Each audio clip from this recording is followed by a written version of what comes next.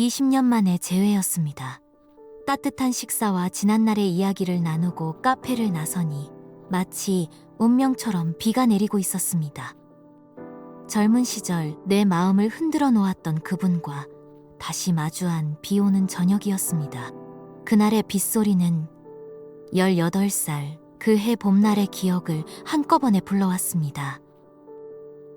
가슴이 벅차오르고 또 한편으로는 헤어짐의 예감이 서늘하게 다가왔습니다. 내 인생을 송두리째 흔들어 놓았던 이야기. 그 시작은 오래전 다시 서울로 올라오던 날부터였습니다. 나는 그 길로 다시 서울에 올라왔습니다. 빗속에서 달리는 기차처럼 내 삶도 멈추지 않고 흘러가야 했습니다.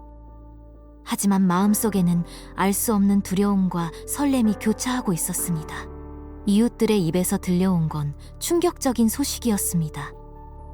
선생님의 여자친구는 아이들을 괴롭히고 장난감을 집어던지고 웃음기에 숨겨진 속셈으로만 대했다고 했습니다.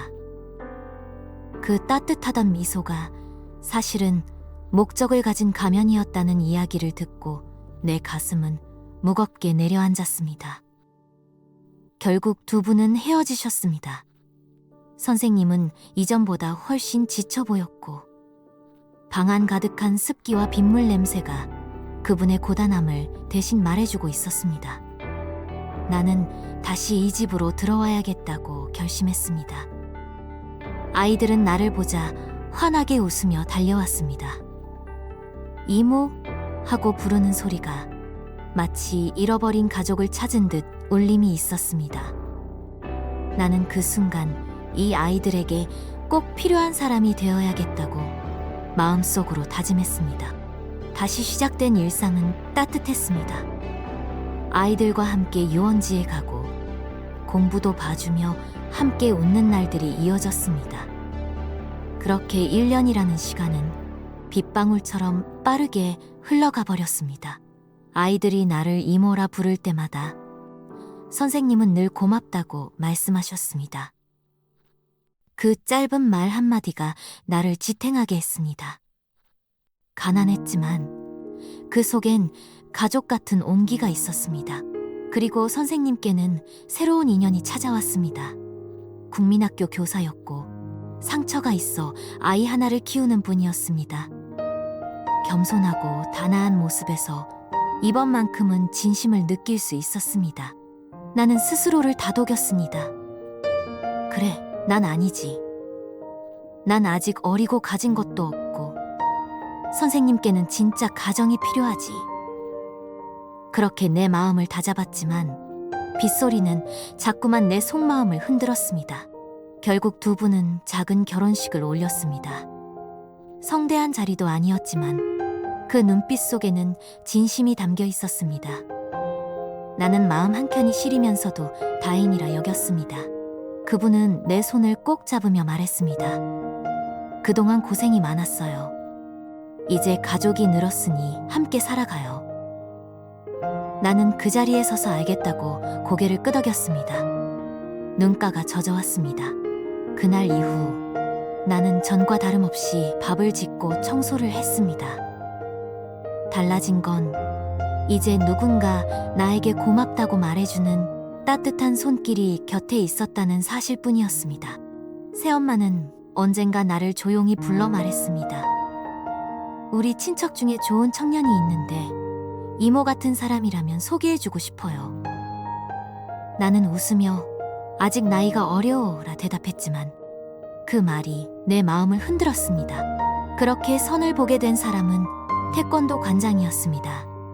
그는 미국 이민을 준비하고 있다고 했습니다. 진중한 눈빛, 정직한 말투. 나는 천천히 마음의 문을 열기 시작했습니다. 결혼을 앞두고 선생님과 이야기를 나눌 기회가 있었습니다. 그분은 내 손을 잡고 말했습니다. 정말 고마워요. 그동안 우리 아이들에게 해준 것 절대 잊지 않을 겁니다.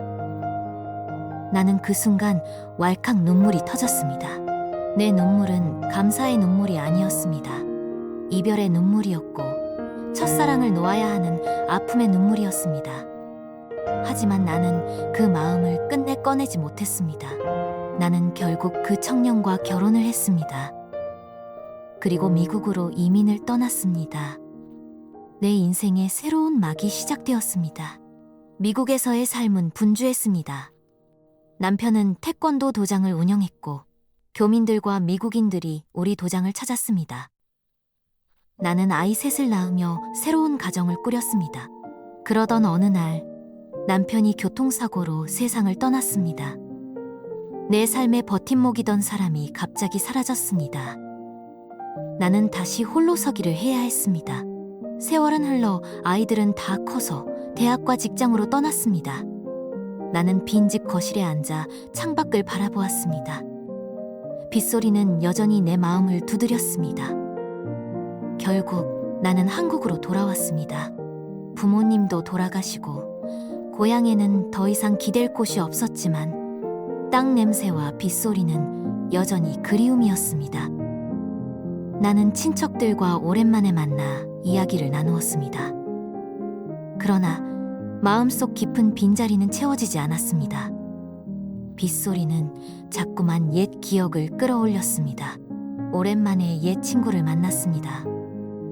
그녀는 부잣집 사모님이 되어 있었습니다.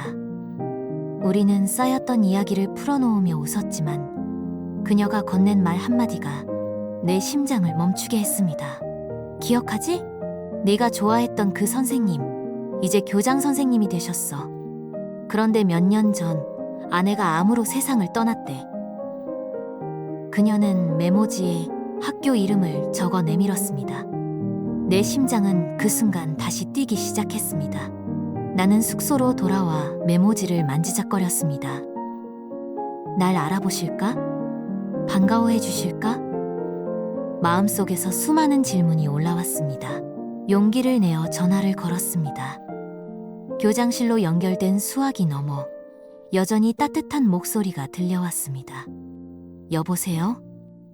그 한마디에 눈물이 핑 돌았습니다. 그렇게 우리는 20년 만에 다시 만났습니다.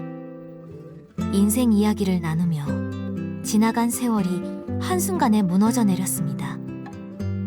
시간은 흘렀지만 마음만은 여전히 그때에 멈춰 있었습니다.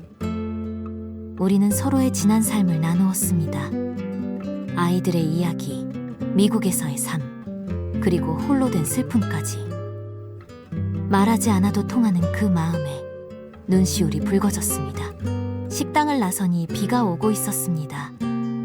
젊은 시절의 봄비와는 달랐지만 마음을 두드리는 건 여전했습니다. 비는 다시 우리를 이어주는 듯 했습니다.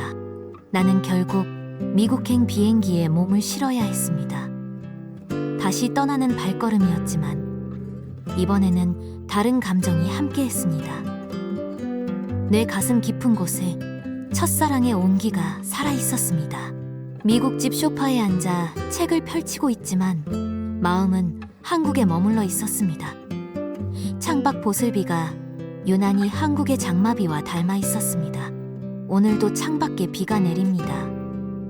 18살 그 봄날, 내 마음을 흔들었던 그분의 기억은 여전히 내 삶의 빗소리 속에 살아있습니다. 비가 오면 나는 늘 그 사람을 생각합니다. 긴 영상 봐주셔서 감사합니다. 구독과 좋아요는 사랑입니다. 다음엔 더 좋은 영상으로 찾아뵙겠습니다. 노을빛 라디오